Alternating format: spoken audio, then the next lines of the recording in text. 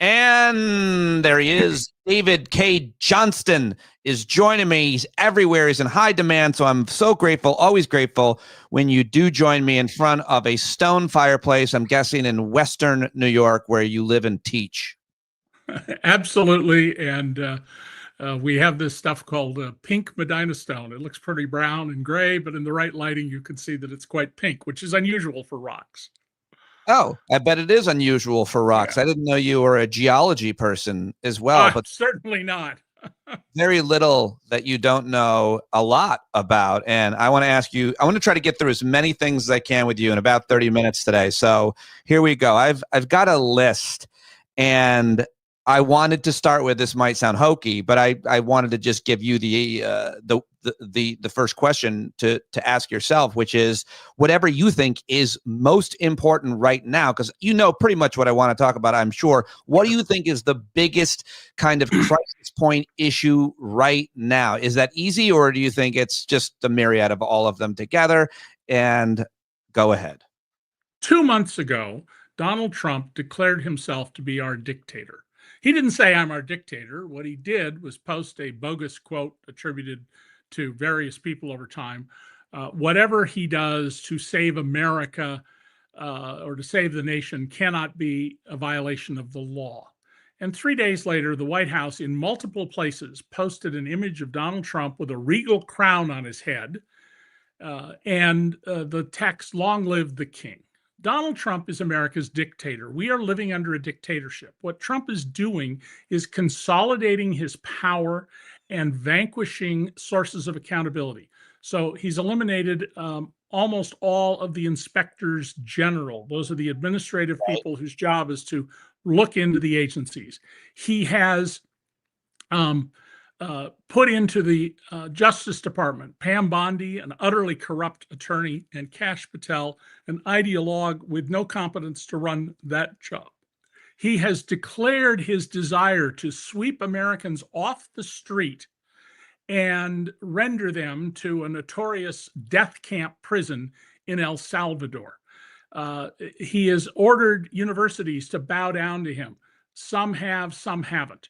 He's ordered law firms to give millions and hundreds of millions of dollars collectively in free legal services to people he designates. We might call that extortion, and we should.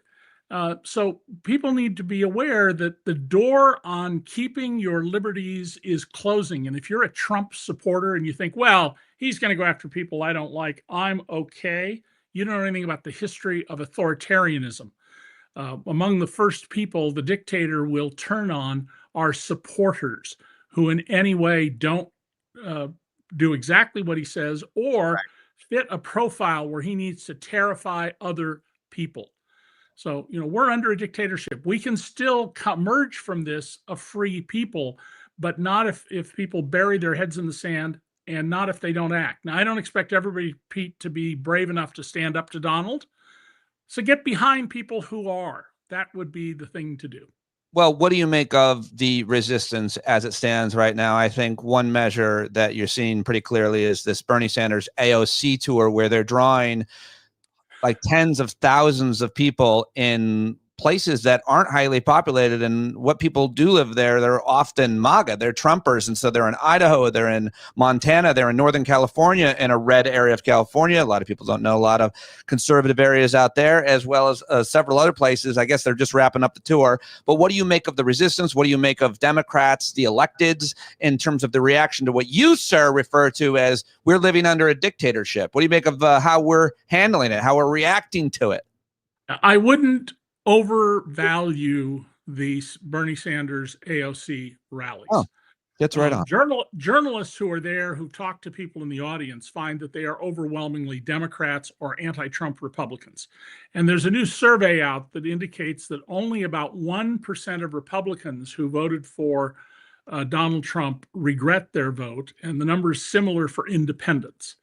So turning people who were conned by Donald Trump, the greatest con artist in the history of the world, that's going to be the key. And I don't think that will happen, Pete. And I'm sorry I have to say this, but I don't think it's going to happen until there's real health and economic damage.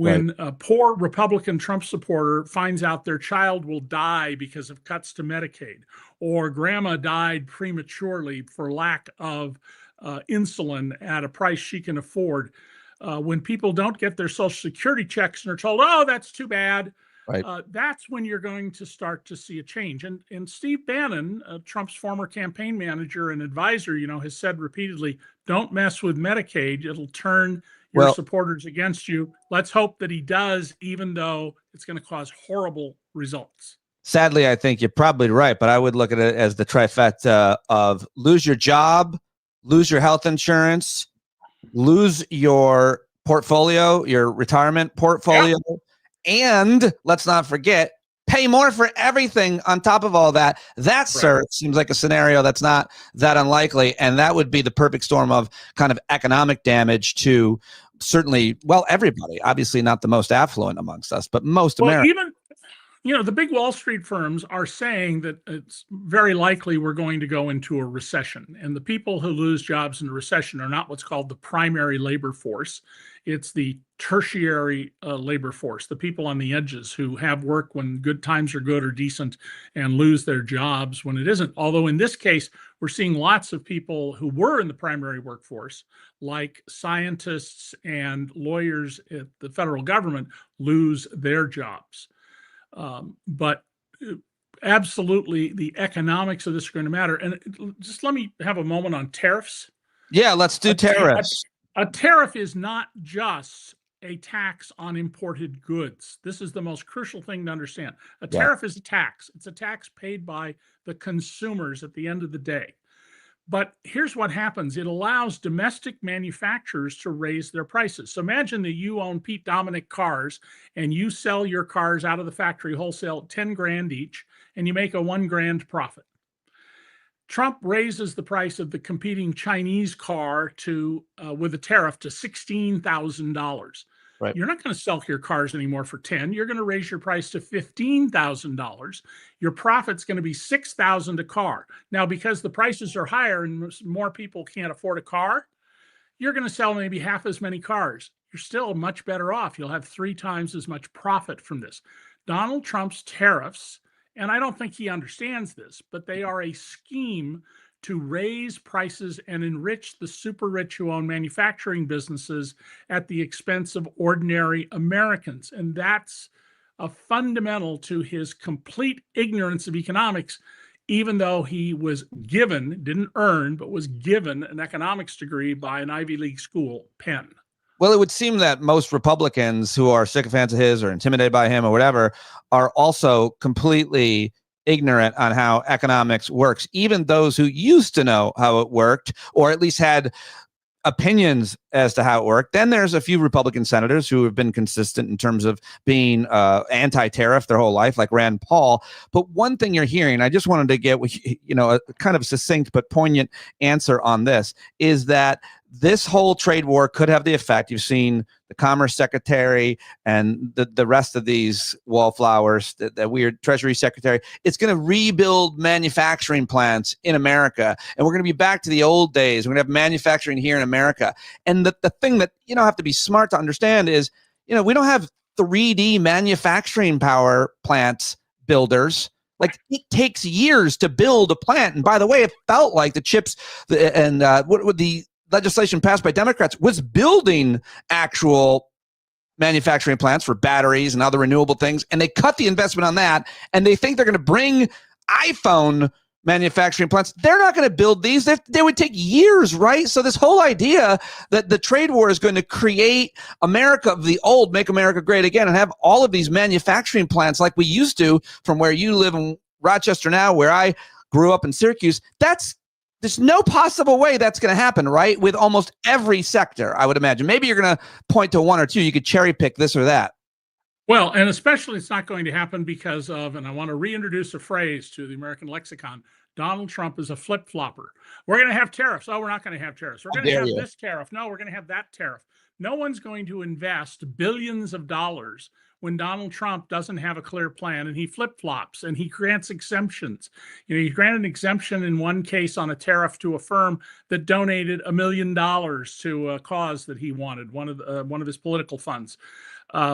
He's exempted Apple's iPhones and Google's Pixel phones from the tariffs and laptops from China.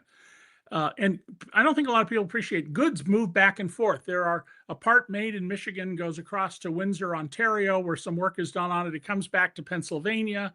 It's then sent up to another Ontario factory. It comes back and goes to New York, and then it goes to Brampton, west of Toronto, where the finished vehicle is made, and it's then shipped into the United States.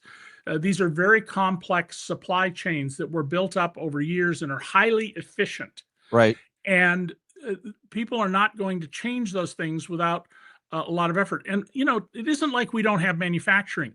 Joe Biden added over 700,000 manufacturing jobs in 4 years. Donald cost us manufacturing jobs. About 1 in 10 American workers, by the broadest measure of workers, that includes people who just work part-time or seasonally, works in a factory. And there aren't lots of people clamoring to work in factories, and absolutely not for the near starvation wages that you would earn in China for, as Lutwick, the Commerce Secretary, put it, putting screws into iPhones. Those people are killing themselves. They have like a suicide epidemic in those factories. Right. I feel like I've seen some good investigative reporting on how horrific the working conditions are, to the point that they work so hard and long, and it's so monotonous that they actually go crazy and take their lives sometimes. Well, underlying this, Pete, is that Donald, despite his degree in economics, doesn't understand economics. We have become incredibly good as a species at creating wealth. We're not very good at distributing wealth, but boy, do we know how to create wealth. Donald is a mercantilist. Mercantilism was the prevailing economic theory before Adam Smith wrote The Wealth of Nations in 1776 and explained market economies. Donald believes that if you, Pete, have a dollar, then I don't have the dollar, and I should take that dollar from you, because that's the only way I can get ahead. Yeah. And that's why, the British would routinely, with pirates, go after Spanish gold in the Caribbean. It's what prompted the Spanish king and queen to send the Armada to defeat the English, to stop the stealing of their gold. Along came a storm, and they weren't able to invade England.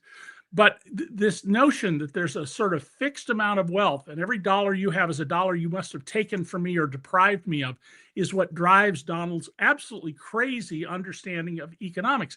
And the Republicans you're seeing who are saying, well, we have to go through a little pain to get to a better place. Absolute nonsense. These are people who are being willfully blind to the reality that Donald Trump is bringing our economy down. And think of this scenario with the tariffs.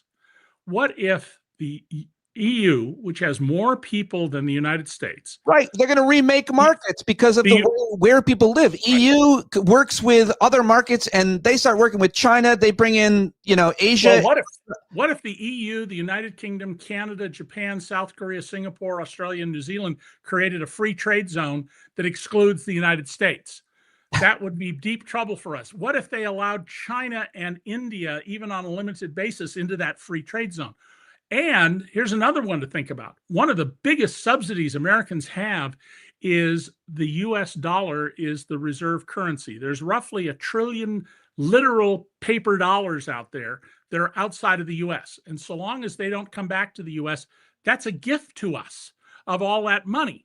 And if the EU is able to make the euro the world reserve currency, it's not going to be the yuan. The renminbi is under the control of a communist regime that uses capitalism but doesn't fundamentally believe in capitalism. Right. But the euro could become the new world reserve currency. That will make us worse off. Donald doesn't know anything about anything, and especially in economics. He doesn't. And he also doesn't care. It's what matters is what he. Donald, the phrase I always use is Donald creates his own reality. Yeah. Professor Timothy Snyder at Yale has a variation he's developed of that. Donald lives in a fictional world, and he just rewrites his narrative as needed. If markets were to recreate or reunify the way that you described, don't you think it would be a smart investment for Americans to invest in our own tiny house builders? Because our houses are way too big. And now that we're going to be living in mud huts when the rest of the world ignores us. I saw yesterday Goldman Sachs had an analysis that we stand to lose $90 billion. I don't know how much money that is in the grand scheme of things in tourism, because I don't know how much we bring in. But I wonder if you have anything to say about the loss of tourism dollars as a result of not only the trade war, but our behavior. And there's some people that are ideologically don't want to support America, but also just the idea that people, even athletes like Olympians and World Cup players might want to come here because they get stuck in purgatory at JFK. Like our entire system seems to be breaking down. What do you think about the future of tourism in America? It's very bad, and we're already seeing the results of that. In fact, I got an email a couple of days ago from Icelandic Air offering me a flight to various cities in Europe for $350 round trip. It along, and sir. That includes a free stopover in Reykjavik, coming or going. And by the way, if you're going to go to Europe, try Reykjavik, because Iceland is absolutely fascinating. I've been there in the middle of winter. I've been there in the summer. I want to go again. Oh, God, I cannot get the image of David Cay Johnston on the hot spring out of my mind. But go ahead. What do you think about how this affects tourism? Well, I was in New York City earlier this week. LaGuardia Airport, I couldn't believe how unbusy it was. And I talked to some of the skycaps who said, yeah, business is way down. Wow. Planes, United Airlines just announced that they're going to retire a whole bunch of jumbo jets, 757s, 767s, and even some of the 777s, because there's no demand. And the only reason a lot of these flights are still going, and why you can get bargains right now, is because they're empty seats and they want to fill those seats with any marginal revenue they can get.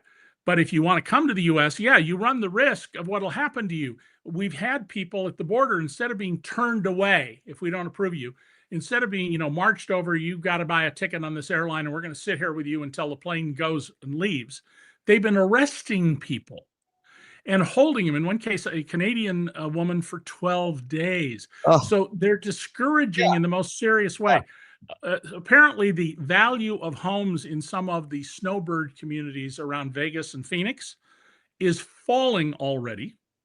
And of course, if you own a home in Northern Virginia or Southern Maryland, I hope you don't have to sell right now, because so many tens of thousands of federal workers have been let go or will be let go, that house prices have to fall. I've heard about that, the DMV, as it's referred to, suffering because so many of those people are federal workers that are losing their jobs. Delmarva. I got to ask you about the threats to colleges and universities. You know as much about this as anybody, from a legal standpoint, from an academic standpoint, and from an economic standpoint, in terms of the federal government's investments in universities and colleges. I saw you doing an interview somewhere in preparation to talk to you, and you referred to the investments the federal government makes in colleges and universities as taxpayer investments into science. And I thought that was a perfect way to put it. So where do you want to start here on the tactic, that the Trump administration is using and why they're pressuring colleges and universities? Well, World War II, the watershed event in human history, made a huge awareness of how important science is to winning wars and to defending our freedom. So starting in 1946 with the GI Bill, the War Orphans Act, which I went to college under, and science grants, more than half the economic growth in the United States since the end of World War II is because of taxpayer investments in basic science. Companies don't do basic science, they do applied science. And the reason you have a GPS in your car that will tell you how to get to a location you've never been to is taxpayer investments that were then applied by companies to create that technology.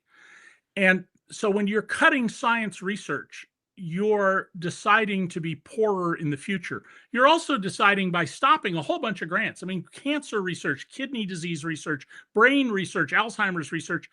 They've killed subjects that are in process. Not saying we're not going to give you any more money, finish up your work, but killing them. That's going to make us poorer and less healthy.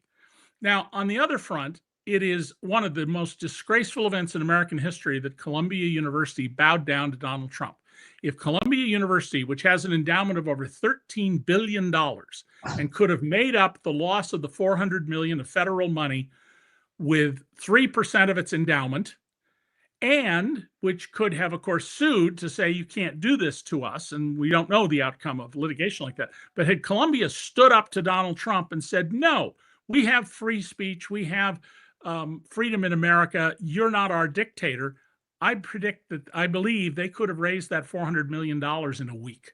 They could have raised that on a GoFundMe with the with the alumni network alone. Columbia could probably raise at least half that, if not all of that. But the larger point to when you're done making fun of the Ivy Leaguers for not standing up to it, well, Harvard did. So continue. Sorry. Well, so Columbia bowed down, as a number of law firms have. And, Donald says, oh, they call me and they say, oh, sir, thank you for doing this. Thank you. We appreciate it, which is, of course, a complete nonsense fiction by Donald.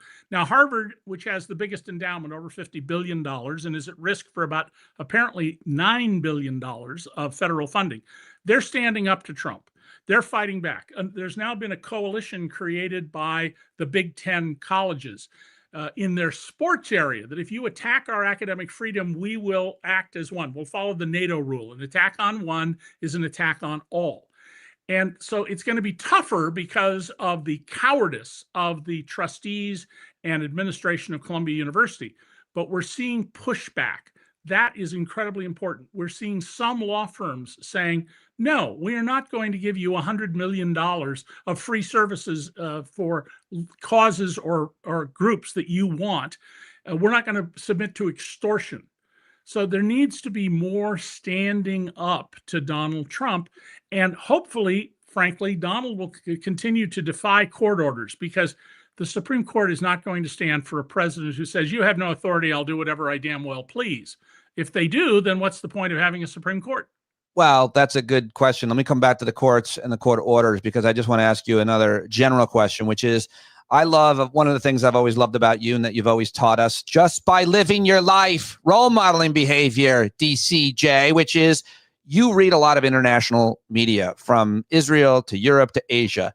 And you also up here make appearances on international media in all those places, as well as the Arab world and more. So I got to ask you, how has you tweeted, or rather blue skied, or whatever it's called, you said the tone of the questions have changed in international media. And I thought, what are you talking about?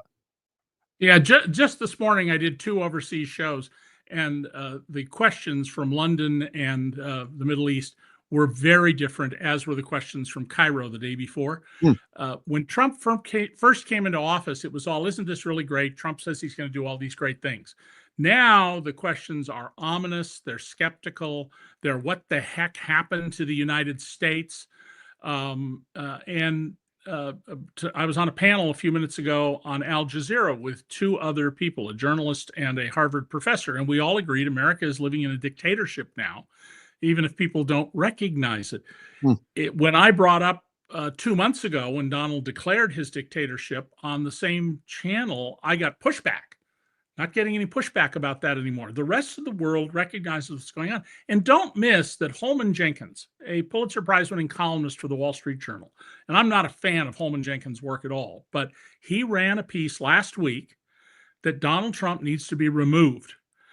That didn't run without the approval of the 2 top editors of the editorial page at the Journal, who are, boy, are they on the far right in their views of the world, and it was probably run by Rupert Murdoch or his son Lachlan. This was a clear signal, and the business community is beginning to recognize that their thought that, well, bad things are going to happen to people we don't care about, we're going to get rich.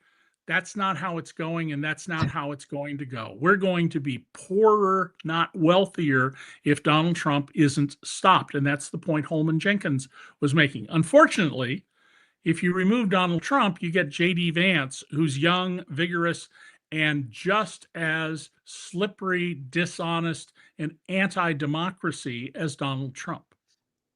The only excuse that could be given for all those captains of industry and people who think they know way more than us about economics and politics is that Trump didn't crash the economy in Trump 1.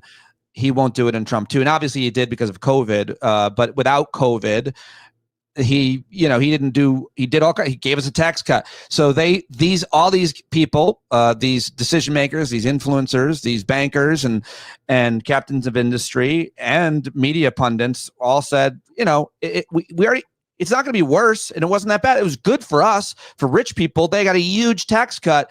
That's the only way I can see that they could have looked at it and said, but now they're seeing he's insane. They're recognizing he's an insane, crazy person and doesn't care about anybody. And hey, like Chat GPT made up his dumb poster and his entire economic policy, and nobody likes it in the entire world, and no one can defend it in any policy circle across the political spectrum. And they've got to realize that. And they know that everything is flashing red because this guy's insane. What do you think of my interpretation? Pete, I think you're spot on about that. Now, November of 26 is a long ways off. There's a lot of time for Trump to try and make sure we don't have a free and fair election, that Black people, older people, immigrants, students will have difficulty voting. And you don't have to prevent very many people from voting to get the results you want. But a lot of Republicans are now openly talking about not a minor change in Congress where the Democrats win control of the House, but a wholesale change, possibly the biggest change in history. And so we're not without tools to resist Trump and to stop him. But the longer this goes on, the weaker the response, the more difficulty there will be, and the smaller the chance that we will not become an authoritarian society. How come you, unlike your colleagues or in academia, I guess, Tim Snyder and Jason Stanley, both of which I've interviewed several times, how come you don't go to Canada? I mean, how worried are you about what is happening in this country when it comes to deporting now homegrowns? You look to me like a homegrown. Yeah. When Timothy Snyder and Jason Stanley and a third professor whose expertise is the modern history of Eastern Europe, therefore tyranny, announced they're all going to the University of Toronto, I wrote a column at dcreport.org called I'm Not Leaving. And I explained why I'm not going. And back in 2016, when Trump lost the popular vote but won the Electoral College, I explained to my family, my 8 kids and my 5 grandchildren, that if Donald could find an excuse to take me off the streets, he would. He said he hates me more than any other journalist. and I said, I don't cower. We're not going to back down. And here's what you do if something happens to me. I said, I think it's highly, highly unlikely. He's got bigger targets than a 76-year-old journalist turned professor. But it's entirely possible. And if it happens, it happens. You cannot act out of fear of what will happen. That's the worst thing. That's how dictators get power.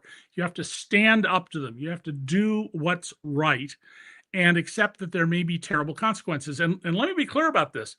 Every dictatorship that I've studied, the authoritarian experts like Sarah Kendzior, whom I've interviewed, dictatorships eventually lead to firing squads or their functional equivalent. Okay, if I'm end of my life as a firing squad, that's the end of my life, but I'm not going to cower. And I don't expect everybody to be that way. I understand that. But stand behind the people who are in front, standing up to Trump. Donate to those things. Talk to people about what's happening.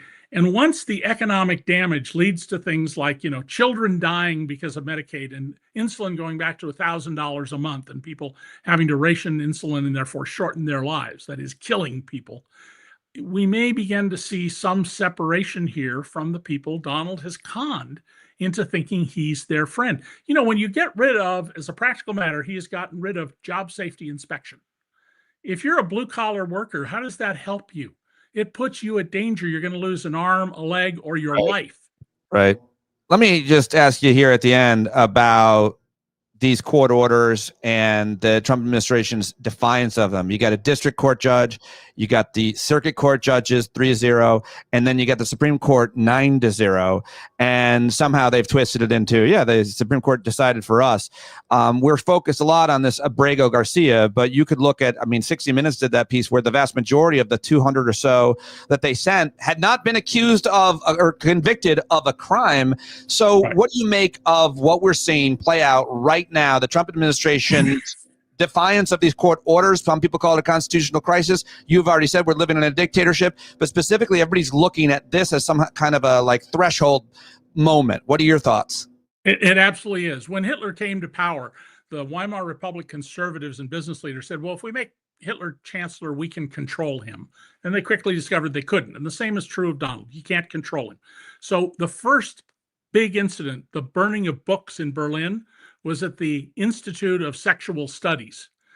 These are perverts because they're studying human sexuality. They went after labor leaders. They went after communists or people they thought were communists. And what you're seeing now is the same thing. Trump has picked people he can demonize, supposed gang members, even though many of them have no gang affiliation, have never been arrested. I think 60 Minutes found 75% had no convictions. And he's rendering them without any due process or trial. And we know of at least one, and it appears at least three of these people have no business having been arrested. And if Donald thumbs his nose at the court, the Supreme Court is going to have to some way or another in a new decision pull back from its 2023 immunity decision that said anything a sitting president does as an official act is beyond review by anyone except for impeachment by Congress and conviction by the Senate. The courts are going to be incredibly crucial here. And some Trump judges have already stood up to the Trump administration because they care about the rule of law.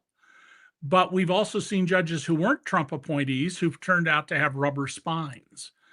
One of the most important issues in litigation is going to be which cases go forward and how well they were framed. It matters enormously. It's inside baseball for lawyers, and I'm not a lawyer, but I've been a professor of law for the last 15 years, 16 years. How cases are framed is crucial to how they end up before the Supreme Court. But the Supreme Court is not going to stand for Donald Trump saying, I can ignore you. Now, one of the problems will be, of course, that let's say that Judge James Boasberg, when he calls in the Trump lawyers, who he's suggested are in criminal contempt, or the whole administration is in criminal contempt, he says, Mr. Dominic, as the lawyer for the Justice Department here today, I find you in contempt. Bailiff, put him in a cell. Well, you'll go to the cell at the moment, but guess what?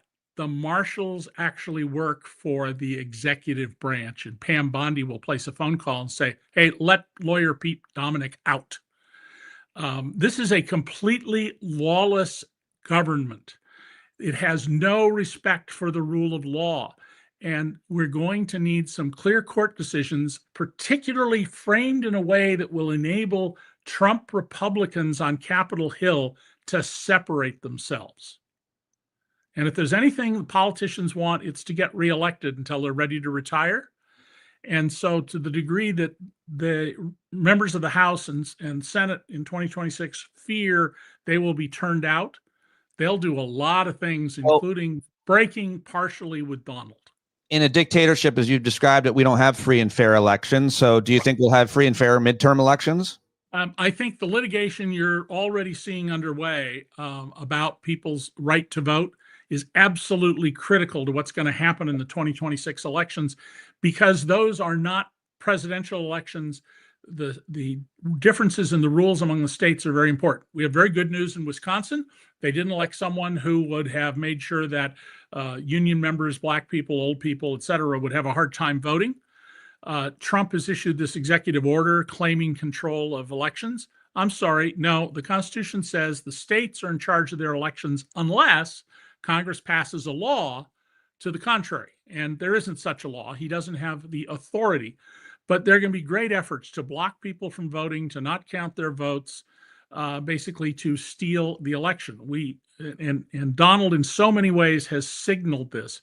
So make sure you're registered. Get other people to register. But most importantly, in November of 26, take the day off, take the day before off. Get people to the polls. We had 13 million fewer votes in 2024 and 2020. Yeah. If you count population growth, we should have had 17 million more votes. Why didn't those people vote? Well, political scientists haven't filed their reports yet, but I expect that when we begin to see them, hopefully sometime this year, they're going to say a lot of people stayed home because they went, well, Trump isn't going to win because he's unpopular. The news media keeps telling me he isn't going to win. I'm guilty of that. And the economy's doing well. I'm making more money than I ever did because Right. the wages of people in the bottom half were rising faster than the average, which hadn't happened for 50 years or almost 50 years. And so people stayed home because they were satisfied. That's what I expect they're going to find. You got to vote. At the end of the day, voting matters. And if Donald loses control of the House and if he loses the Senate as well, it's game over for what he's up to. He can be tied up by Congress very effectively. But just winning the House is sort of a part-way measure. There needs to be a big change in the Senate as well. You were just the man I wanted to talk to today about all of these issues. I'm so grateful, as always, to you for joining us. What are you plugging besides dcreport.org? That's where you can find them. You're posting mostly on Blue Sky commentary and links and so on. Where else? Well, somebody stole my credentials somehow for my Twitter X account, and I haven't been able to get them back. And I keep writing to Twitter, and they just send me a form saying you're not the person who owns this account. Whatever. And, one has to wonder if this was a deliberate rather than something foul from the outside. But here'd be my number one thing to think about.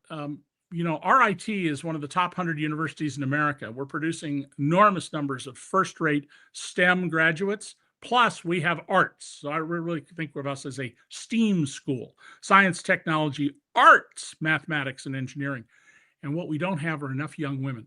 So if you have a high school or junior high school girl who's good at math, science, biology, think a lot about going to RIT, because we only have 30% of our students, maybe 35% are women, and lots of opportunities and a great faculty there, really great faculty, and a very upbeat view of the world by students, because they understand they're on the cutting edge of where we will be going in the future unless Donald succeeds in shutting down science. So you're plugging, when I gave you the opportunity to plug, you plugged Rochester Institute of Technology. Very Absolutely. impressive. Very We're going to have impressive. our 200th anniversary in 2029. And it's the best run organization I've ever worked for, better run than the New York Times, the LA Times, Wow. Reuters, even Syracuse and the University of Spoiled Children. I'm sorry, the University of Southern California. I'm going to send them. I'll send them this clip. I hope they give you all everything an extra bonus or whatever that means. Well, thank you, Pete. Thank you for joining me, sir. Always great to have you. Really appreciate it. Keep up the great work. Take care. Ending. Okay. Awesome. Thank you. I tried to be